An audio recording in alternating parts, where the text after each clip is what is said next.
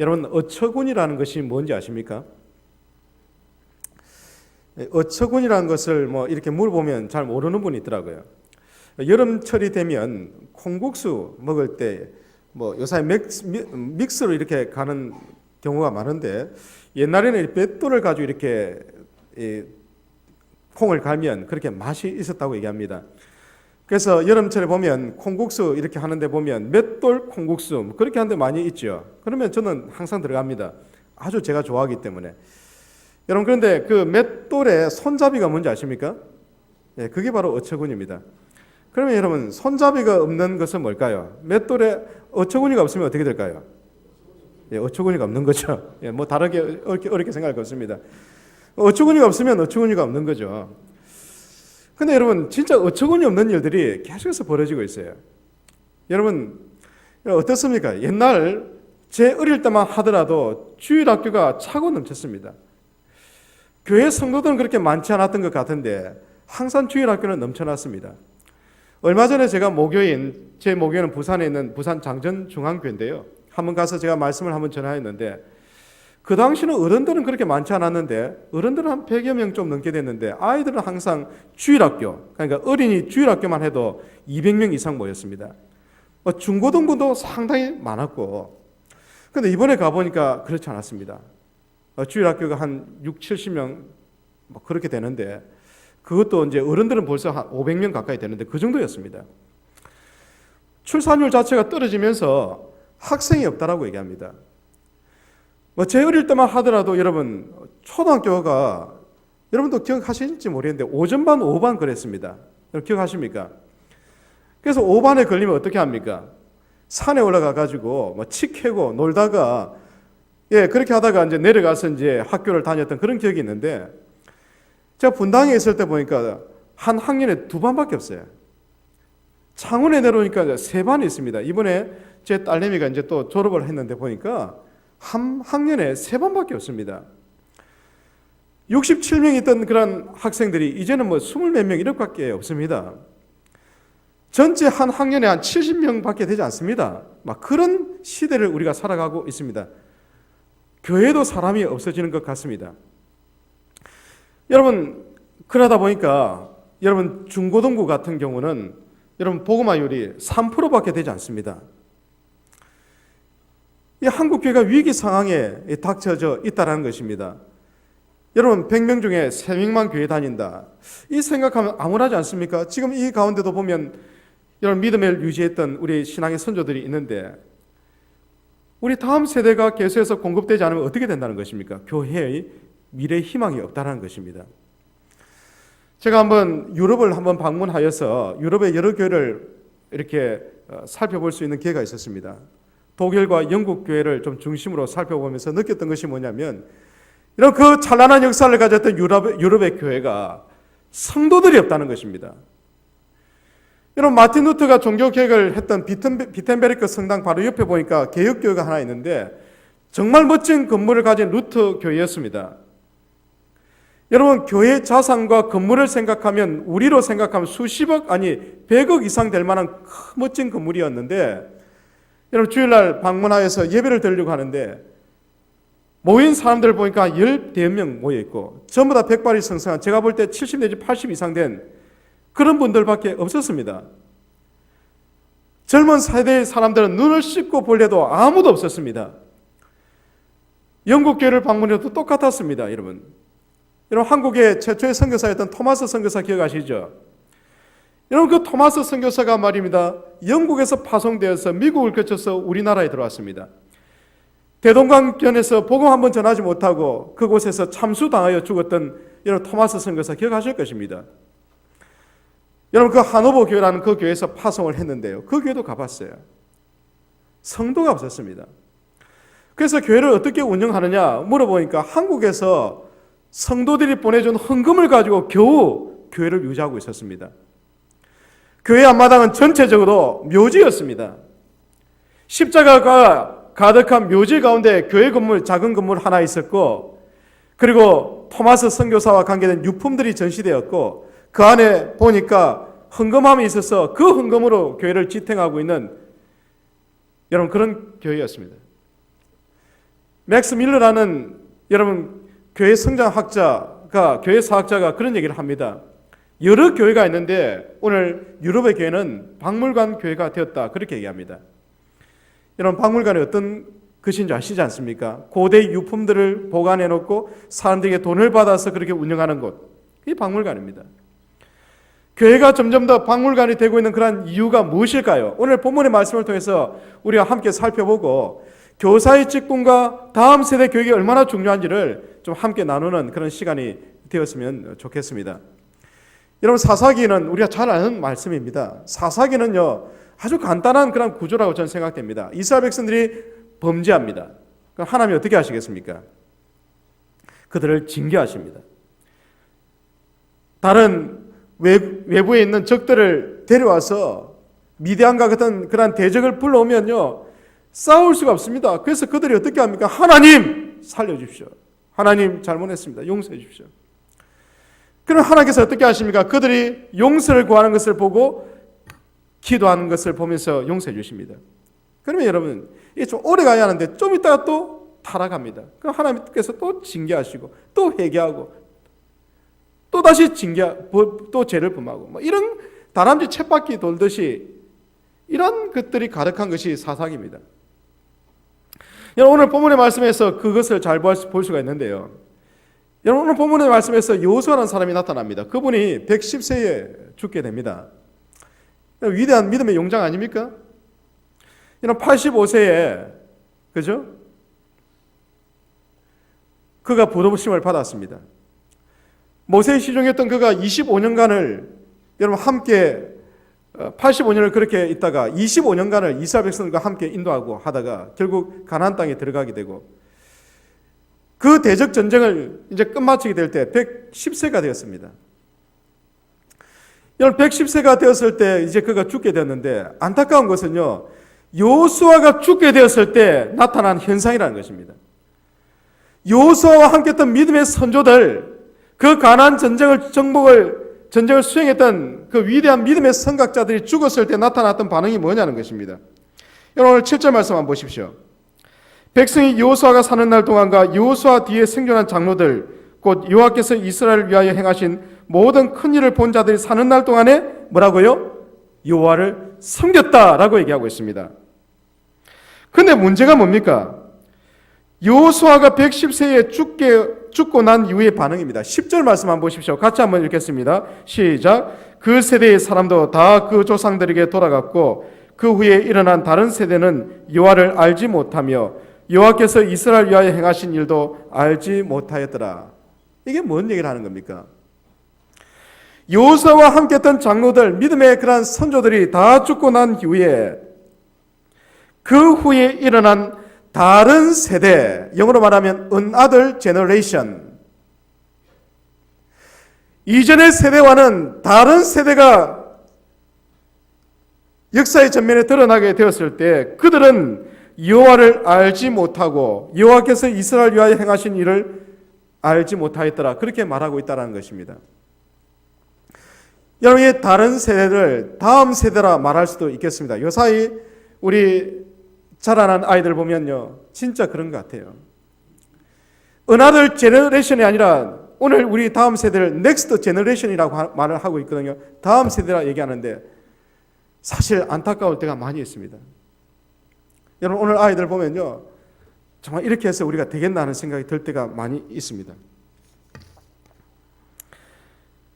하나님을 알지 못하고 여러분 세상의 그런 문화 가운데서 완전히 이렇게 함몰되어 있는 아이들 말입니다.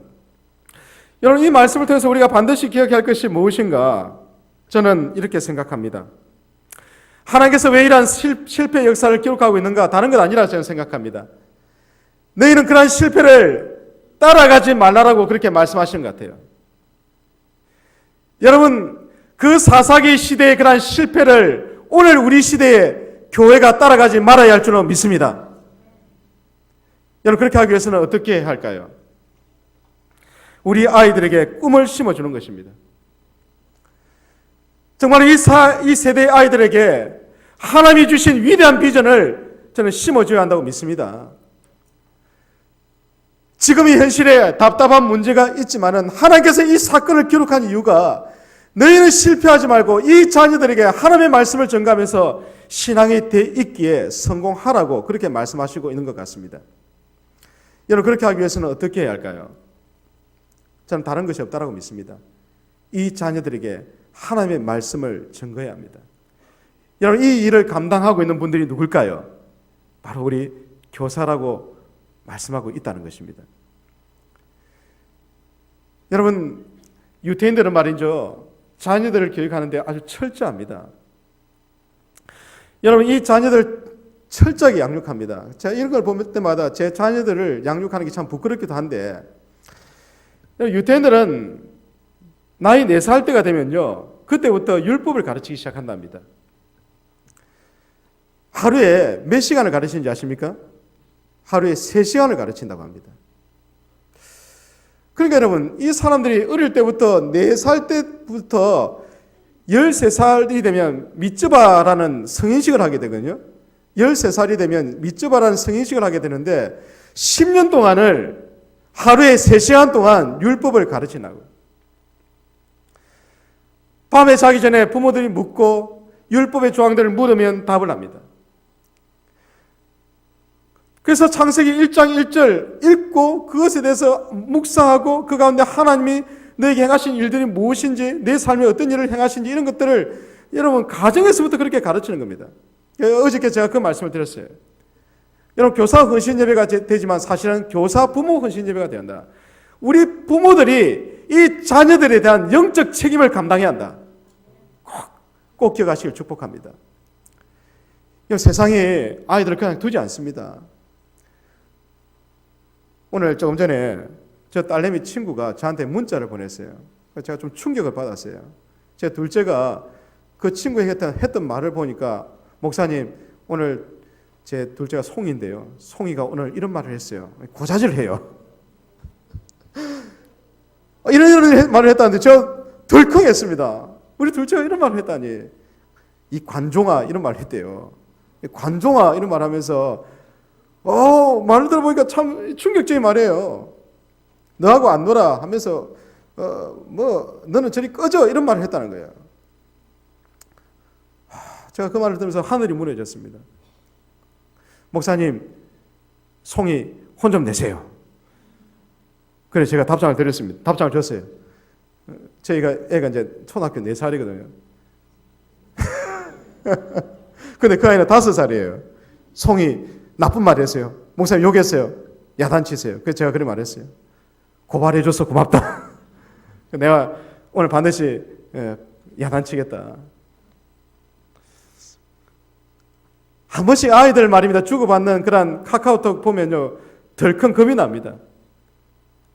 아이들이 쓰는 용어 보면요, 겁이 납니다. 하나님 앞에 기도합니다. 날마다 하나님, 내 자녀 다른 건 모르겠지만 하나님 말씀 잘 배우고 말씀대로 사는 자녀가 되게 해주십시오. 여러분, 그렇게 하는 대로 세상의 아이들이 말하는 것을 그냥 그대로 습득해 버립니다. 첫째가 올해 이제 중학교 들어가게 되는데, 이 아이도 어느 날 카카오톡을 봤는데 너무 깜짝 놀랄 말들이 있는 거예요. 목사의 딸이 그런 말을 하고 있으니 제가 얼마나 스트레스가 쌓이겠습니까? 아이들한테 늘 얘기하는 거예요. 가야 송이야, 세상에서 성공하지 않아도 되니까 말씀대로 살고 하나님 기뻐하시는 일을 해야 한다. 부끄러워요. 하루에 3시간을 말입니다, 그렇게 율법을 가르치고 있는데 아이들 1시간 정도 말씀 읽고 또 큐티 한 거 점검하면요 막 주리를 털고 죽으려고 합니다. 우리가 유대인들 막 욕하지 않습니까? 예수도 알지 못한 사람이라고. 그런데 이 사람들이 말입니다, 그 10년 동안 율법을 그렇게 배워나니까 말입니다, 13살 될 때에 랍비 앞에 가가지고 제대로 배웠는지 확인을 한다지 않습니까? 그때 제대로 답합하지 못하면 진정한 경건한 성인이 되지 못한다, 이렇게 되는 거예요. 그러니까 엄청나게 열심히 하는 거예요. 여러분 그런 신앙의 전수가 있다는 것입니다. 듣든지 아니 듣든지. 그러니까 여러분 보십시오. 나라 잃고 2000년 동안 그렇게 방황하던 그 백성들이 말입니다, 오늘날까지 그렇게 생명력을 유지하고 있는 것이 뭘까요? 바로 말씀에 대한 교육이 있었다는 것입니다. 여러분 이런 얘기 한번 들어보셨습니까? AD 70년의 말입니다. 로마의 티투스 장군에 의해서 예루살렘이 완전히 함락되어 버립니다. 여러분 그곳에 있던 수많은 사람들이 다 죽었어요. 끝까지 투쟁을 외쳤던 66년부터 이어졌던 로마에 대항했던 그 전쟁이 말입니다. 결국 70년에 완전히 패망합니다. 예수님께서 말씀하죠. 돌 하나가 돌 하나 위에 있지 않게 될 만큼 철저하게 파괴를 당합니다. 수많은 사람이 죽임을 당했습니다. 그런데 여러분 그때 한 명의 그 랍비가 말입니다. 패망하기 전에 로마의 군대 티투스 장군을 찾아갑니다. 그리고 말합니다. 어떻게 생각하면 민족의 배반자 아닙니까? 성에 있는 사람들 다 죽어가고 있는데 벤 자카이라는 그 랍비가 찾아가서 얘기한 것은 다른 것 아닙니다. 말씀을 전할 수 있는 아카데미 하나 만들게 해달라고. 똑똑한 사람들, 좀 가능성 있는 사람들 다 죽임 당하고 다 로마로 포로로 잡혀가고 철저하게 파괴된 현장 가운데서 여러분 벤 자카이가 그곳에서 말씀 가르칩니다. 그리고 유대인들이 거기서 살아납니다. 여러분 다른 것 아니라고 저는 믿습니다. 신앙의 전성들이 계속해서 이어지지 않으면 안 된다. 그래서 우리가 꿈꿔야 할 것은 다른 것이 아닙니다. 하나님께서 주시는 위대한 꿈은 다른 것이 아니고요. 다음 세대 부흥을 위해서 우리 북교회가 함께하는 그런 믿음의 공동체가 되시기를 축복합니다. 그래서 우리 교사들에게 하나님의 말씀을 가르치는 교사들을 격려해야 합니다. 여러분 다음 세대를 잘 키워나갈 때 교회가 희망이 있다는 것을 꼭 기억하시기를 축복합니다. 여러분 우리가 가르쳐야 할 것 또 하나가 있습니다. 그것은 우리의 자녀들에게 세상과 다른 모습을 우리가 보여줘야 한다는 것입니다. 여러분 오늘 이 세상 가운데서 우리 아이들이 말입니다. 희망을 잃어가고 있는데 많은 이유 중에 하나가 뭐냐면요. 교회가 이 자녀들에게 희망이 되지 못하고 있는 것 보면서 아이들이 절망하고 있어요. 아까 제가 3% 얘기했는데요. 미국의 통계입니다. 미국 통계인데 우리하고 비슷한 것 같아요. 크리스천니티 투데이라는 곳에 발표된 글인데 여러분 그곳에 한인 교회들을 바라봤는데 그 한인 교회에서 자라난 자녀들이 말입니다. 대학생이 될 때에 신앙을 가진 비율이 몇 %인가 믿음의 가정에서 자라났던 자녀들입니다. 어릴 때부터 말씀을 배웠던 자녀들인데 이제 대학을 졸업할 때 되어서 신앙을 가진 비율을 조사해 보니까 여러분 5%밖에 안 나왔습니다. 무려 95%가 신앙을 버렸다는 것입니다. 그러면서 그때 나온 표현이 참 가슴이 아파요. Silent Exodus라는 표현을 썼어요. 조용한 출애굽이라 했어요. 여러분 출애굽을 하면요 거대하게 나가는데 그게 아니고 슬그머니 한 명, 두 명씩 교회에서 사라지고 왜 사라졌는가 그렇게 물어보니까 우리 엄마 아빠의 그런 믿음들, 교회가 하는 것들을 바라보면서 희망이 없더라는 것입니다. 여러분 이거 참 가슴이 아파요. 여러분 우리가 한국 교회가 또 우리 북교회가 반드시 기억해야 할 것은 우리 다음 세대에 우리가 거울이라는 것을 꼭 기억하시길 축복합니다. 우리의 자녀들이 우리를 바라보면서 말입니다. 우리 엄마 아빠, 우리 교사들의 모습을 바라보면서 믿음이 어떤 것인지를 여러분 발견하게 된다는 것입니다. 여러분 우리가 걸어간 그 뒤를 우리 자녀들이 따라오게 되어 있습니다. 우리가 흘렸던 땀과 수고와 눈물들을 바라보면서 여러분 우리 자녀들이 나도 우리 저런 선생님, 우리 엄마 아빠와 같은 믿음을 가져야겠다 그렇게 생각한다는 것입니다. 여러분 바알과 아세라를 섬겼다고 얘기하는데요. 그들을 한번 보십시오. 이 사람들 하나님 안 섬긴 거 아니에요. 어떻게 생각하고 오늘 이렇게 말하는 거예요. 주일날에 와서는 하나님을 경외했는데 일상사로 가보니까 하나님보다 다른 것이 있다는 것입니다. 여러분 그게 뭘까요? 농사는 뭐니 해도 바알이야. 바람을 불어주고 비를 뿌려줘야 농사를 하는 거지. 그래서 주일날에 와서는 예배를 드리고 제사를 지냈는데 평일 때는 어떤 겁니까? 바알에게 가서 예배 드리고 이중적 삶을 살고 있었다는 것입니다. 왜 그랬을까요? 세상과 교회가 여러분 구분된 그런 모습들로 살아갔던 것입니다. 부모님들이 많은 역할을 감당하고 있어요. 그래서 제가 한 번씩 우리 교사들에게 우리 부모님 설교 때 그런 얘기를 해요. 아이들하고 올 때 말입니다. 교회에 대한 얘기 하지 말고 부정적인 얘기 하지 말라고. 늘 축복하고 격려하는 말 해라고. 한 번은 제가 첫 사역식 때 경험인데요. 제가 전도사 처음 사역을 신대원 1학년 때 했습니다. 여러분 뭘 알겠습니까, 여러분? 그 당시에 딱 처음 기억이 나는데요. 설교 한번 하고 내려왔는데 온몸에서 땀이 나와가지고요. 와이셔츠가 땀이 젖었어요. 한번 짰으면 아마 땀이 막 떨어졌을 거예요. 지금은 우리 성도들 얼굴도 보고 이렇게 전체적으로 어떻게 된가 상황을 살피면서 하는데요. 그때는 이것만 보고 했어요. 너무너무 떨렸어요. 사역에 대한 그 경험도 없는 사람이었어요. 신년 다니면서 1학년 때 그렇게 사역 시작했는데 구역을 또 맡겨주셔가지고 구역에 갔는데 아직도 기억이 납니다. 남천동에 있는 그 횟집에 가서 잘 먹었어요.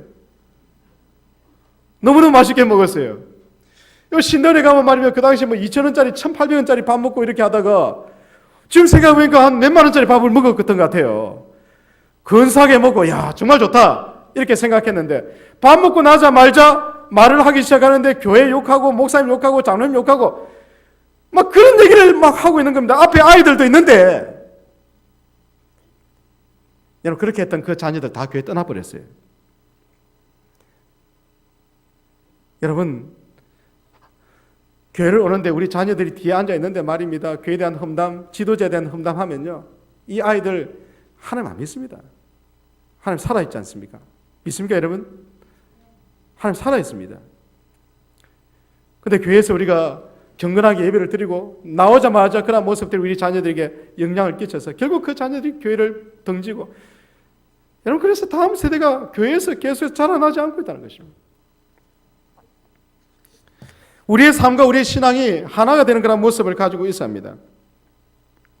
여러분 오늘 우리 자녀들에게 어떤 것을 전해줘야 할까? 제가 야고보서 2장 17절과 18절을 묵상하면서 말입니다. 이렇게 말하고 있는데요. 제가 같이 한번 찾아볼까요? 야고보서 2장 17절로 18절 우리 같이 한번 찾아보겠습니다. 야고보서 2장 17절로 18절 말씀.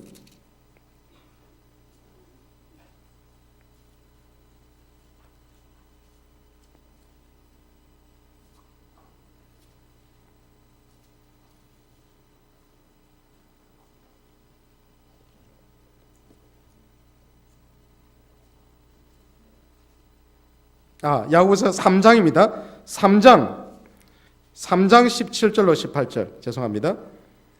우리 같이 한번 읽겠습니다. 야고보서 3장 17절로 18절 말씀 같이 한번 읽겠습니다. 시작. 오직 위로부터 난 지혜는 첫째 성결하고 다음에 화평하고 관용하고 양순하며 긍휼과 선한 열매가 가득하고 편견과 거짓이 없나니 화평하게 하는 자들은 화평으로 심어 의의 열매를 거두느니라. 아멘. 우리의 자녀들을 이렇게 키워가야 되지 않겠습니까? 근데 우리의 모습이 이런 모습이 없다라면요. 아이들이 믿음 지켜봐야 뭔 소용이 있겠냐 그렇게 얘기하는 것입니다. 우리가 교회가 희망이고 우리 엄마 아빠의 신앙과 우리 교사 선생님들의 그런 모습을 보니까 나도 그렇게 따라가 봐야겠다 그렇게 생각하는 그 믿음이 있을 때요. 결국 우리 자녀들이 우리를 따라오게 된다는 것입니다.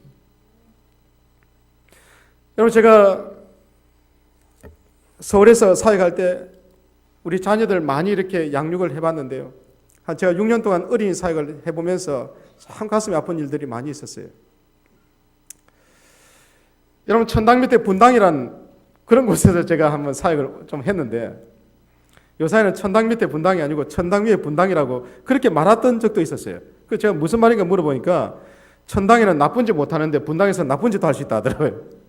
그래서 천당 위에 분당이라 하더라고요. 요새는 이제 집값이 좀 많이 떨어져가지고 이제 천당 밑에 분당까지 또 온 것 같아요. 아무튼 그곳에 좀 자녀 교육에 대한 열심히 있는 분들이 많이 있어요. 제가 주일학교 아이들과 함께 전도를 한번 해보려고 학교 앞에 나갔지 않습니까? 근데 아이들이 수업을 마치고 이렇게 11시 한 반부터 저희가 가서 기다리고 있으면 한 12시 가까이 되면 이제 막 나오기 시작하거든요. 토요일날. 근데 아이들이 막 와서 함께 전도하자면 아이들이 피곤에 젖어서 저한테 얘기한 겁니다. 그때 제가 전도사였어요. 강도사였죠. 강도사님, 저 바빠요. 제가 야 이놈아 아니 초등학생이 뭐 바쁘냐 그렇게 말을 했어요. 제가 몰랐던 거죠. 목사님, 강도사님, 제가 지금부터 이제 집에 가면 밥 먹고 나서 바로 이제 학원을 가야 하는데 토요일만 학원을 4개를 가야 한다는 겁니다. 그럼 충격 안 받으시는 거죠? 저 그때 충격 받았어요. 아니 무슨 4개를 가냐고. 강도사님 너무 바빠요. 바빠 죽겠어요. 교회에서 어떤 모임을 한번 하자고 하면요, 부모들이 교회를 아이들을 안 보내주는 거예요. 제가 내려와서 우리 전도사님 이번 주도 하는데 28일부터 3월 1일까지 우리 1박 하면서 기도하고 또 3월 1일 날은 저 어디입니까? 저 대구로 이제 경주로 간다고 하더라고요. 제가 여기에 내려오니까 창원에 내려오니까 좋은 게 그거예요. 눈치 안 봐요. 제가 있는 곳은 좀 이렇게 좀 사는 것이 좀 어려운 분들이 좀 많이 있어요. 그러다 보니까 교회에서 이런 거 해준다면 너무 좋아해요. 저 위에 있을 때는 뭐 다 갖춰져 있으니까 말입니다. 사람들이 그런 거 필요하지 않고 교회에서 제발 행사 좀 하지 말라고. 근데 중요한 것은 그렇게 자라났던 아이들 중에 많은 아이들이 신앙을 버렸다는 것입니다. 제가 아는 권사님 한 분이 계셔요. 여러분 이 권사님 믿음이 좋은 권사님이셨는데 자녀가 이제 고3 올라갈 때 말입니다. 제가 그 당시 담당 교육자는 아닌데 목사님에게 얘기를 하더란 것입니다. 담임 목사님에게 가서 목사님 우리 자녀가 이제 고3이 되어서 이제 대학 준비를 해야 하는데 1년 동안만 교회를 안 나가게 해달라고 허락해달라고. 목사님이 안 된다 했죠. 그러면 큰일 난다고.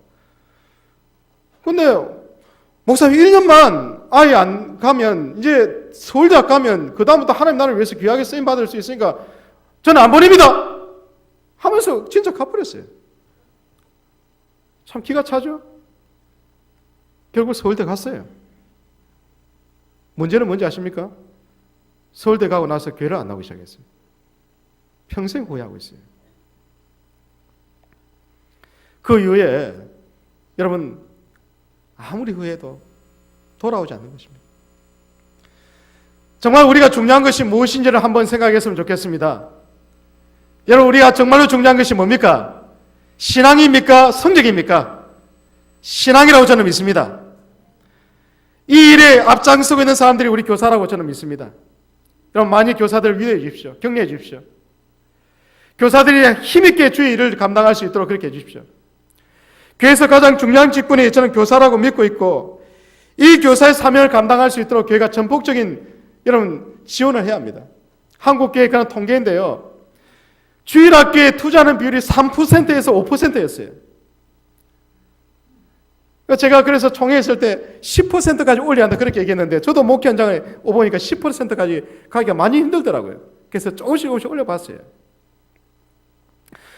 여러분 아이들에게 쏟아붓는 건 말입니다. 물 먹는 하마와 같이 그냥 쏟아붓고 없어지는 거 아닙니다. 어떤 때는 그것을 물을 뿌리는 것이 물을 뿌는 것 같이 다 빠져나가는 것처럼 보이지만은요, 우리 눈에 보이지 않지만 조금씩 자라난다는 것을 믿으시길 축복합니다. 그래서 우리는 아이들에게 계속해서 땀과 눈물로 나가는 겁니다. 그리고 아이들에게 꿈을 심어주는 겁니다. 아이들에게 그 꿈을 심어줄 때 그 아이들의 마음속에 하나님이 주신 마음을 가지고요, 열정을 가지고 변화되는 겁니다. 저희 교회는 참 어려운 가운데서 사는 아이들이 많이 있어요. 한 번은 이 자녀들이 이제 2년 정도 된 것 같은데 이 자녀가 말입니다. 늘 문제를 일으켜요. 교회에 와서 사람들 치근댄다고 할까요? 그 당시 이제 초등학교 6학년이었는데 이제 중학교 이제 2학년이 됐어요. 제 딸한테도 참 나쁜 짓을 많이 하려고 했던 그런 자녀였어요. 그 알아보니까 그 가정이 완전히 결손 가정이었어요. 늘 이제 문제를 일으키고 그렇게 했는데 우리 선생님 중에 한 분이 그 가정을 두고 기도하기 시작했어요. 하나님, 이 2명의 아이 덩치도 얼마나 큰지 몰라요. 제가 여기 와서 하니까 이런 얘기를 하죠. 초등학교 6학년 때 벌써 몸무게가 한 80kg 됐어요. 상상이 되시죠? 그 형제인데 여기도 80, 여기도 한 85kg 되는 것 같아요. 막 이래 덩치가 있고 먹으면 얼마나 많이 먹는지 몰라요. 지난주에 우리 중고등부 우리 라면 파티라니까 한 달에 한 번씩 이렇게 라면도 파티하면서 라면만 먹이는 거 아니고요. 치킨도 사주고 그다음에 피자도 이렇게 해가지고 막 풍성하게 먹는데 이 아이는요 피자 한 판을 혼자 다 먹어요.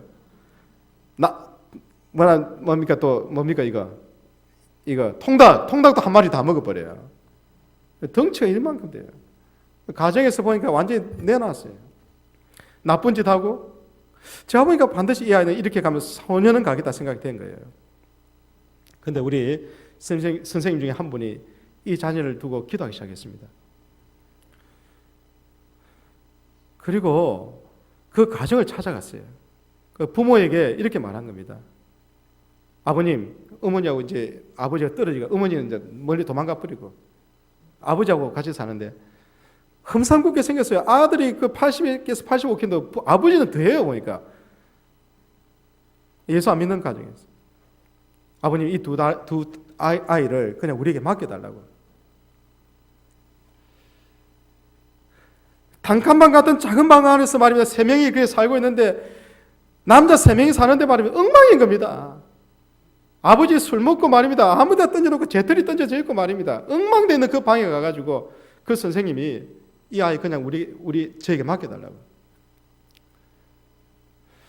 처음에 이 아이가 교회 왔는데 변화되지 않는 모습 가운데 너무너무 문제를 많이 일으켰어요. 그런데 이 아이를 위해서 기도하기 시작했어요. 선생님이. 하나님 나라 꿈을 얘기해 주기 시작했어요. 요셉 이야기 시작했어요. 요셉 봐라. 그 어릴 때 잡혀가서 남의 집에 그런 종으로 살다가 감옥에까지 갇혔는데 결국 하나님께서 그를 변화시켜 주셔서 총리가 됐지 않느냐. 뭐 총리가 됐다는 게 중요한 게 아니고 하나님 나라 꿈을 꾸라. 반드시 너를 하나님께서 사용해 주실 거야. 놀라운 일이 발생했어요. 이 아이가 조금씩 변화되기 시작했어요. 작년에 우리가 통일 비전 트립이라고 해가지고 여러분 그 중국을 해가 북한 그 백두산까지 가는 그런 일정 가운데 여러분 그 아이가 가게 됐어요. 제가 이 얘기하려고 하는 것이 뭐냐면요. 그 아버지가 여러분 그렇게 방치했던 술 먹고 그렇게 한번 하면 난리를 치고 교회 그 뭡니까 사람 주변에서 말입니다. 대책 없는 사람이라고 생각하고 돈만 있으면 술 먹던 그 아저씨가 말입니다.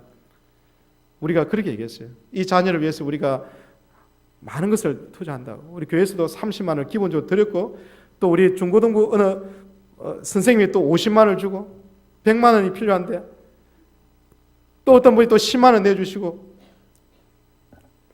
그래도 공짜로 가면 안 되잖아요. 아버지에게 편지를 썼어요. 이 자녀 반드시 우리가 바꾼다고 얘기했지 않습냐고. 그런데 놀라운 것은요. 그 아버지가 10만 원을 보내셨어요. 한 명 한 명에 20만 원을 보냈어요. 일어날 수 없는 일이 발생했어요. 돈 1,000원짜리 하나도 말입니다. 생기면 술 먹던 아저씨 그분이 우리 선생님에게 이 아이를 잘 키워줘서 고맙다고. 나는 예수를 아직 모르지만 당신이 믿는 예수 우리 아이 잘 가르쳐달라고. 그런 놀라운 변화가 일어났어요. 그 선생님이 그 아이를 두고 끊임없이 기도했어요. 교회가 함께 협력해서 그 아이를 위해서 기도했는데 요새 얼마나 많이 바뀌었는지 몰라요. 물론 한 가지 에피소드는 있습니다. 중국 갔는데 북한 인변에서 사라져버렸어요.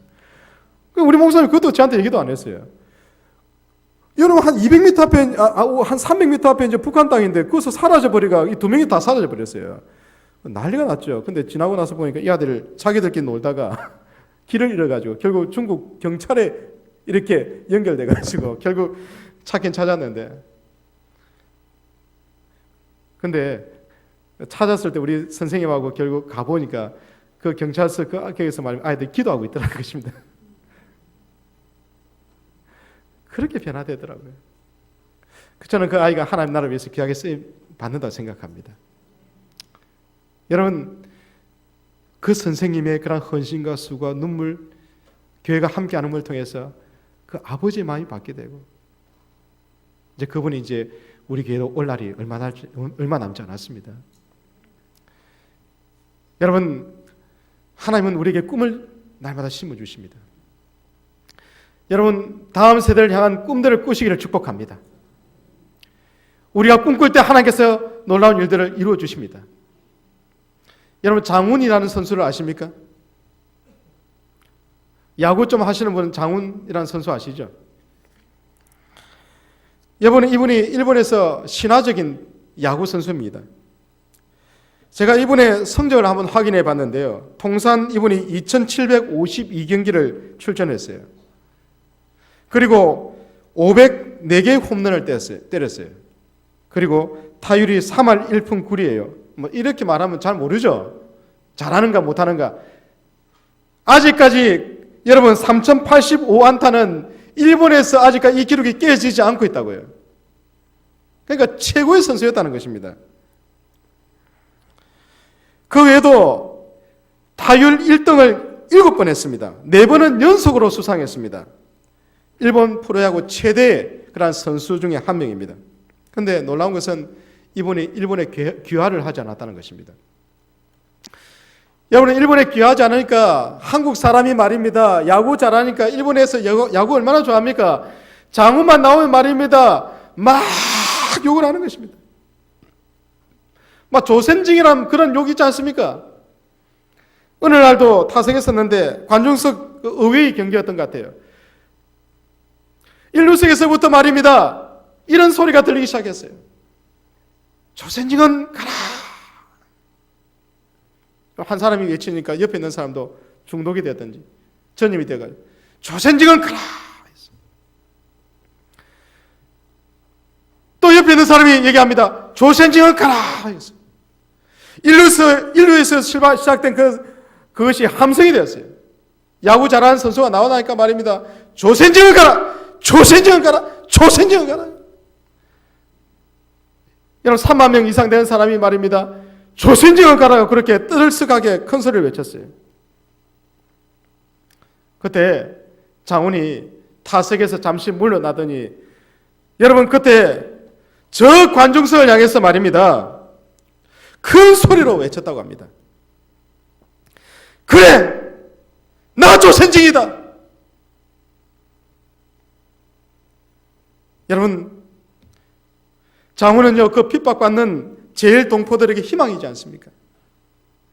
내가 귀화해버리면 일본에 있는 그 많은 사람들이 희망이 없다는 것을 알고 있었어요. 척박한 외국 땅에 와서 늘 눈물 흘리는 동족들에게 내가 희망이다. 그래서 그는 귀화하지 않았어요. 그가 꿈꿨던 것이 뭔지 아십니까? 나는 조선인의 희망이 될 것이다. 그것이 그의 꿈이었다고 합니다. 아무리 야유를 하고 욕을 하고 구박하여도 쓰러지지 않았다고 얘기합니다. 쓰러지기는커녕 그렇게 나 조선징이다 그렇게 말하고 나서는 여러분, 그 타석에 서서는 그대로 홈런을 때려버렸습니다. 여러분, 관중석을 도는데 그 관중석에 말입니다. 사람들이 조용해졌습니다. 여러분, 한번 생각해 보십시오.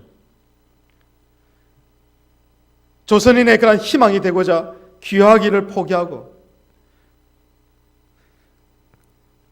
자신의 꿈을 사람들에게 그렇게 외쳤을 때 말입니다.